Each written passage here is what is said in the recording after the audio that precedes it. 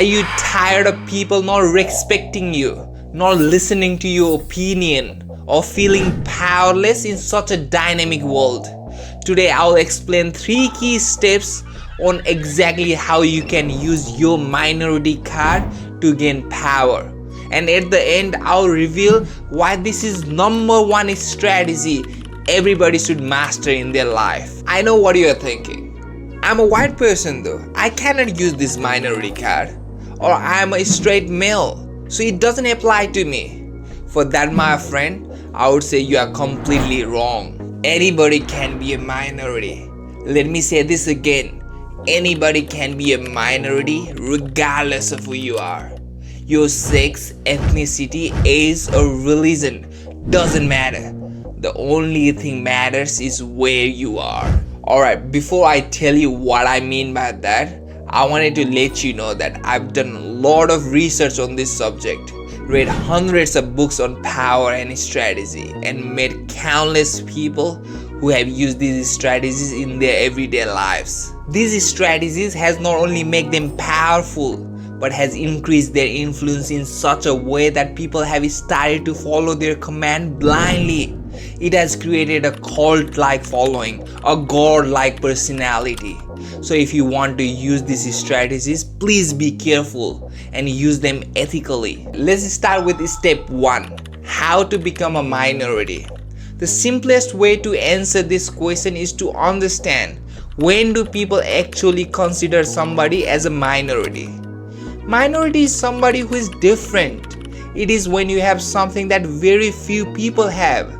Either it can be your physical trait or some sort of skills that you have acquired. Alright, let's take an example to make it easier for you to understand. You are a woman in a male-dominated industry. You are a minority. You are a white person in black majority business. You are again a minority. You are an old person in bunch of young people. You are a minority. But remember though, it doesn't have to be just your physical trait. You could speak Mandarin in English-dominated country, or you could have different religion, different accent than rest of the people. It could be anything. You just have to find what makes you unique and the qualities that you have that other people don't, and use that as a weapon. Now I know that the idea of not only being different but using as a weapon can be daunting. A lot of people feel embarrassed. It makes them feel left out or a sense of not belonging there. But trust me, I have been there before. I have failed the same. But with this second point, I will tell you exactly how you can turn any of your characteristic into a unique trait and why you should flex being a minority. Imagine you are working in a workplace where everybody else is an extrovert and you are only the one introvert there.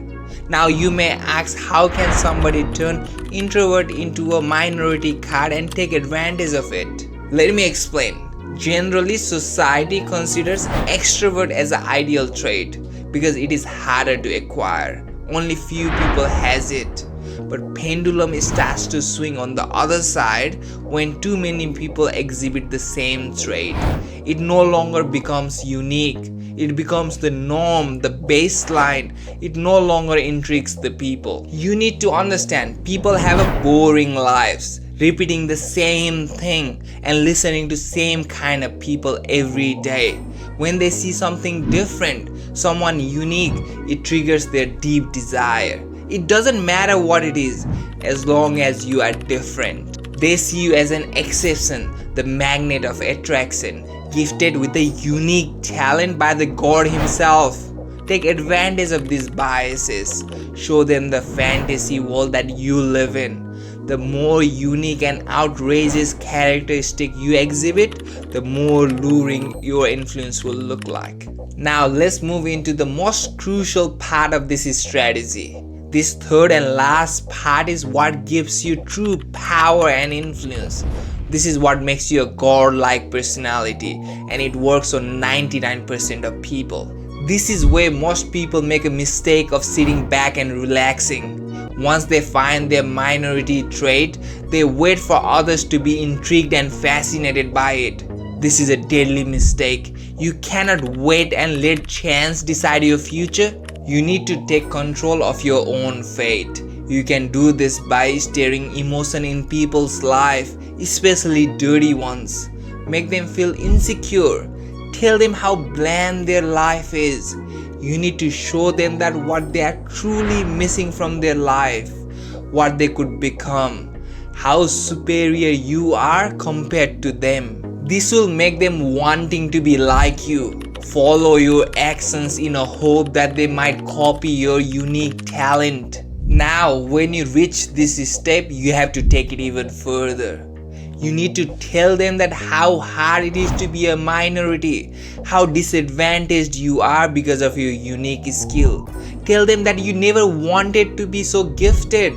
They will start to grow empathy for you. By doing this, you create confusion in their mind. Before, you are trying to convince them that their life is bland. Now you are saying that you are the disadvantaged one instead. What is the reality? In the battle between wanting to be like you and feeling sorry for you, the emotion will be overwhelmed. This is perfect time to strike, asking for favors, telling them what you want. And if you do make any mistakes, you can always blame your unique trait. Remember, you are the disadvantaged one. It's not your fault that you are a minority. You cannot control it. It's something that you are born with. You are only the victim of the circumstances. Now you have learned how to use minority as a weapon. But to get best result, you need to combine this with other strategies. For exactly this reason, I have created another video where I discuss 3 key strategies to use at workplace to gain power and influence. Click on this video to understand those strategies better.